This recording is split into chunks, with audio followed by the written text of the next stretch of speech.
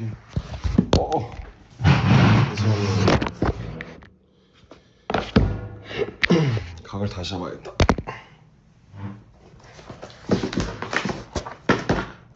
이게 패밀리 카드 위에다 올려놔서 그런가? 잠시만요.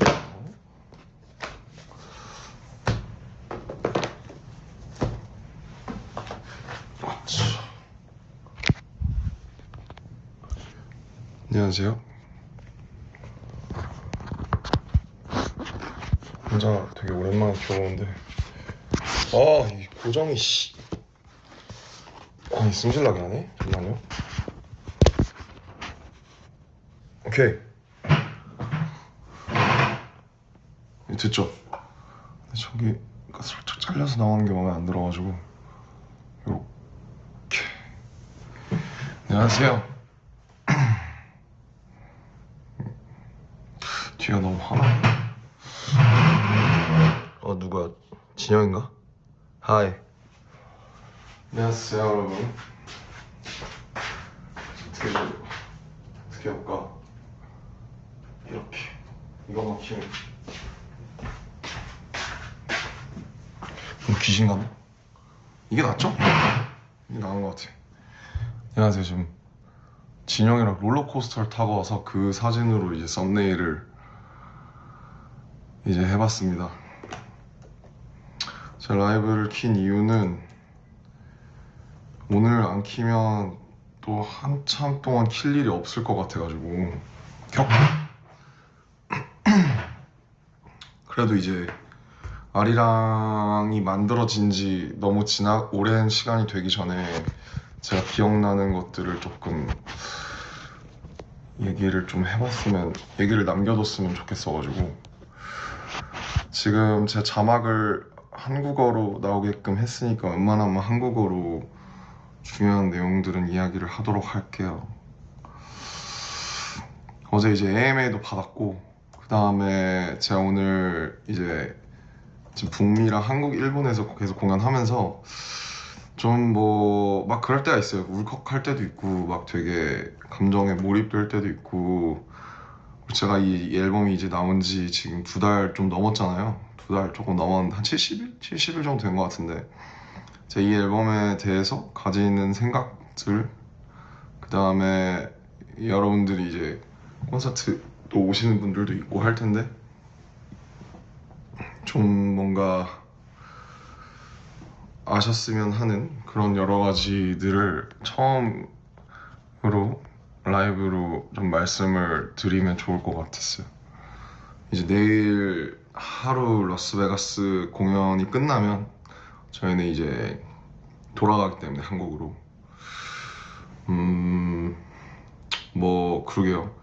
옛날에는 막 이것저것 써놓고 준비를 해서 라이브를 했던 것 같은데, 그래서 사실 고민을 많이 하다가 켰는데 그래도 여러 가지 조금 재밌는 지엽적인 얘기들, 송캠프를 하고 이 앨범에 관련해서 앞으로의 그런 것들에 대해서 제가 가지는 생각. 왜냐면 이번에 공연을 하면서 지금 서울 도쿄, 그 다음 템파, 엘파소, 멕시코 시티, 스탠포드, 그 다음 라스베가스, 이렇게 7개의 지역을 저희가 간 거거든요. 근데 이제 가서 너무 오랜만에 공연을 하고 많은 분들을 뵈니까 저도 되게 이런저런 생각이 많이 들었어요. 그래서 되게 교감하고 있다는 생각도 들고, 그리고 특히 이제 영상으로 보신 분들이 많겠지만 앵콜 파트에 약간 이제 노래방처럼 하는 그 부분 있죠. 막 랜덤으로 틀어서 어떤 곡이 나올지 모르는, 거기서 이제 예전 노래들이 많이 나오잖아요. 되게 막 오늘은 진격의 방탄이 나왔어요. 진격의 방탄이 제가 기억하기로는 에노 때쯤 나왔으니까 한 13년 12년 반 정도 된 건데, 그러면서 옛날에 저희도 되돌아보게 되고, 그러면서 지금의 저희도 가늠을 해보면서 앞으로는 어떻게 하면 좋을까, 그런 생각을 많이 할 수 있었던 그런 시간이 됐어요. 그래서 너무 그냥 사실 귀찮기도 하고 좀 너무 이제 제가 하는 말 하나하나에 있어서 뭔가 가끔은 이게 문제도 되고 하다 보니까 사실 이거에 대해서 뭐 켜야 되나 말아야 되나 이 아리랑에 대한 얘기를 한번 해야 되나? 근데 이제 사실 롤링스톤 인터뷰나 그런 거 말고는 사실 되게 이렇게 약간 이렇게 좀 지엽적으로만 풀어냈던 것 같아서 조금 한번 이 앨범의 접근 과정과 그리고 그 후에 오히려 이제 시간이 지났으니까 조금 더 뭐랄까 좀 정제된 톤으로 얘기할 수 있는 부분이 있을 것 같거든요. 그래서 지금쯤이면은 좀 켜서 얘기를 해도 괜찮겠다. 이미 뭐 한번 여러 가지 뉴스들도 지나갔고 상도 받았고 공연도 한 바퀴 이렇게 돌았으니까 조금 어쨌든 이 앨범에 대해서 되게 고민도 많았고 되게 진지했던 부분이 있었기 때문에 그런 부분들을 한번 얘기를 하는 좀 어프로치가 너무 부족했다? 그렇게 생각을 했어요. 그래서 어, 우선은 이제 총체적인 제가 지금 이 앨범에 갖고 있는 생각과 그다음에 요즘 제가 음악이나 혹은 공연에 대해서 느끼는 생각들은 이 앨범을 쭉 한번 훑어본 후에 말씀을 드리려고 하는데 우선은 이제 들어가기 전에 앞서서 그 막 진영이 전역했을 때쯤 이제 저희가 다 전역하기 1년 전이죠. 그때 막 다들 멘탈이 안 좋았어요. 그래서 진영이 전역했을 때 뭐 제가 이제 색소폰 불었을 때 진영이 전역해서 아마 지민이 집이었나 저희 집이었나 지민이 집이었던 것 같아요. 지민이 집에 다 같이 모여서 아 그때 막 정국이도 막 되게 힘들어하던 때라 저희 다 힘들었을 때죠. 저희 막 일병이니까 막 펑펑 울면서 뭐 형이 이렇게 좀 팀을 좀 더 이렇게 열심히 잡아줘야 된다 뭐 그런 얘기도 하고 막 저희끼리 그때 되게 여러 가지 얘기를 해서 그래 그러면 우리가 기다리는 만큼 돌아오자마자 무언가 이제 앨범을 만들고 이 기다려주시는 분들의 그런 거에 보답을 하자라고 그때 이제 되게 약간 간략하게 정했었던 것 같아요. 그리고 이제 멤버들의 저녁이 다 6월로 몰려져 있고 좀 타이밍이 맞으면서 이제 그 해 연말부터 아마 송캠프 세팅을 했던 것 같은데 누가 이 송캠프의 캡틴을 맡아야 되냐. 사실 송캠프라는 것도 사실 일종의 콩글리시예요. 원래 이제 세션이라고 하거든요, 영어로는. 세션을 저는 이제 RPWP 때 하이브 내에서 한 3, 40분들과 해봤었기 때문에 되게 익숙했고 아마 정국이랑 호비도 아마 경험이 있을 거예요, 직접.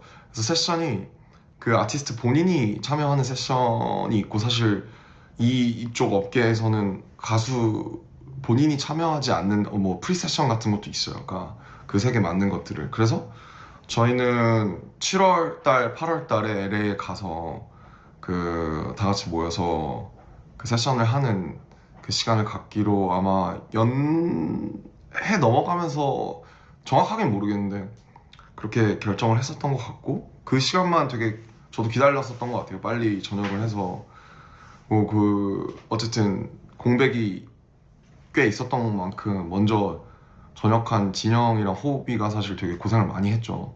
공연도 엄청 많이 하고 예능도 많이 나가고 그래서 그때 그런 간극을 두고 그 다음에 이제 LA에 날아가게 된 건데 문제는 그거였어요. 일단 프리세션을 저희가 전역하기 전에 이미 진행이 되고 있었던 걸로 알고 있어요. 4월, 5월쯤에 진행이 됐었고 거기서 나와 있었던 노래들이 이제 바디 투 바디 그 다음에 어, 스윙, 노말, like animals 그리고 플리즈?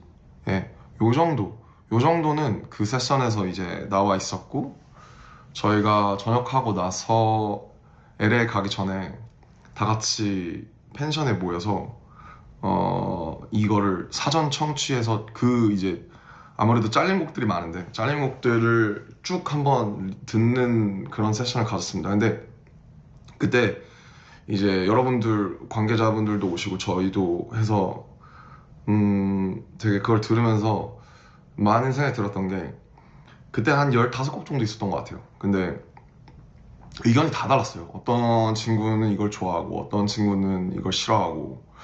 그래서 이 7명이 사실 지금 짬도 있고 7명이 솔로를 전부 다 했잖아요. 그리고 솔로들을 보시면 아시겠지만 되게 달라요. 추구하는 방향도 다르고 보여주고 싶은 그런 방향도 되게 달라서 이제 6년 반 만에 정규 앨범을 내고 투어를 해야 되는데 이거를 어떻게 하나로 묶지? 옛날 같으면 뭐 저나 뭐 특히 제가 혹은 윤경이나 이렇게 해서 막 조금 이렇게 막 얘기하고 뭐 우리가 더 음악 많이 듣잖아 뭐 거의 이런 그런 걸로 막 끌어오고 했다면 지금에는 사실 모든 멤버들을 저희의 지금 이제 장점이자 단점이라고 생각되는 것 중에 하나가 사실 장점인데 모든 멤버들이 다 조심해요. 서로 서로 뭔가 이렇게 좀 이 거대한 이 관계를 이 거대하고도 되게 친밀한 관계를 깨고 싶지 않기 때문에 다들 극도로 조심하고 어떤 멤버가 이거를 조금 좀 싫어한다 하면 다들 그거를 존중을 하려고 하는 편이에요. 근데 문제는 그러다 보니까 뭔가 하나로 딱 좁혀지지가 않아요. 한 2명은 이거를 안 하고 싶어 하는데 4명은 괜찮다고 하고 한 명은 아무 생각 뭐 자기는 뭐 하자는 대로 하겠다라고 하고 그래서 이미 전역하기 전부터 앨범을 만들고 내고 공연까지 투어까지 하는 그 모든 일련의 과정들이 다 이 의사결정을 어떻게 내리느냐에 관한 것으로 시작해서 끝나겠구나 라는 예감을 했고 그게 맞았어요 결국. 그래서 그 프리세션 때 나와 있는 곡들에서 이제 몇 개를 쳐내고 그 다음에 이제 LA에 가게 된 건데 LA에서는 사실 뭐 여러 번 이거에 대해서는 얘기를 했지만 매일매일 출근을 했어요. 일주일에 주 6회. 주 6회 그 저희가 잡았던 컨웨이 스튜디오라고 굉장히 이제 올가닉하고 좋은 스튜디오인데 컨웨이 스튜디오에 4개의 건물이 있는데 3개의 건물이 있는데 거기에 방을 4개를 만들어 놓고 매일매일 다른 프로듀서들 그 다음에 그 인스트루멘트 그 악기 플레이어들 그 다음에 또 탑라이너들 이렇게 노래를 잘하시고 멜로디 그러니까 입으로 멜로디를 잘 만드는 사람들이랑 해서 매일매일 다르게 들어간 거예요.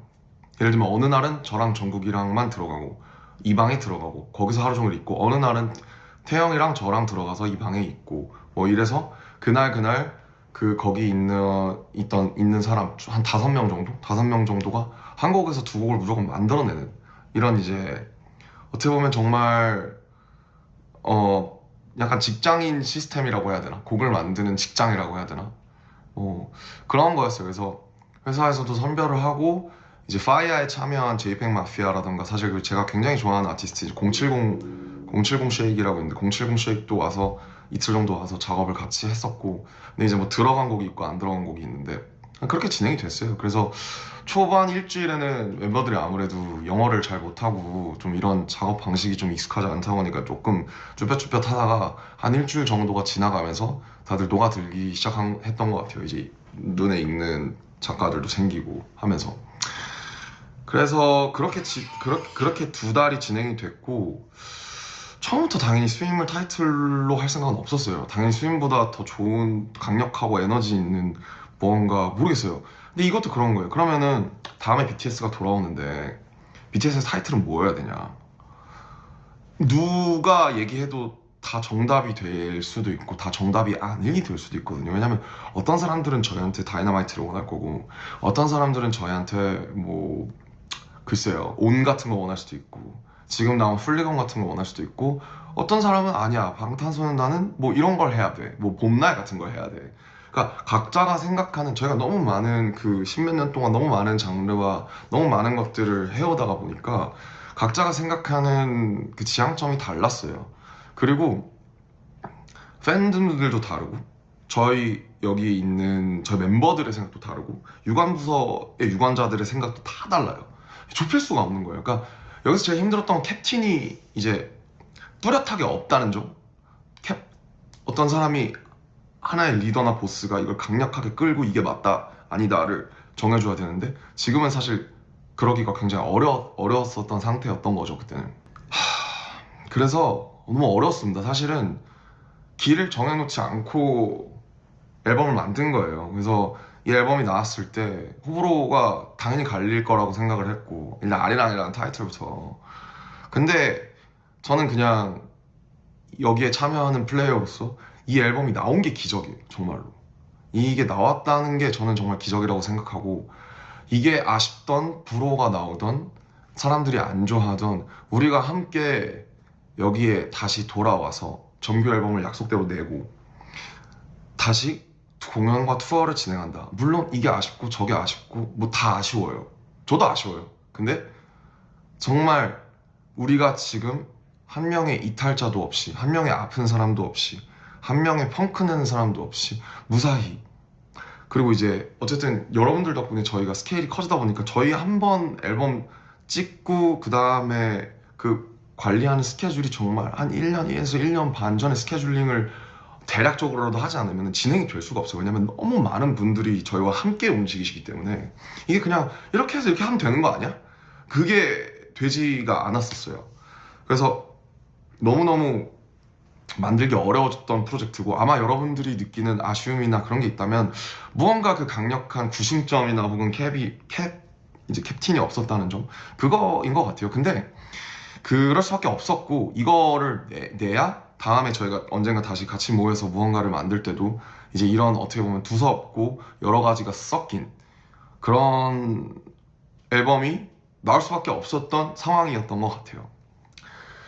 그래서 하나하나 얘기를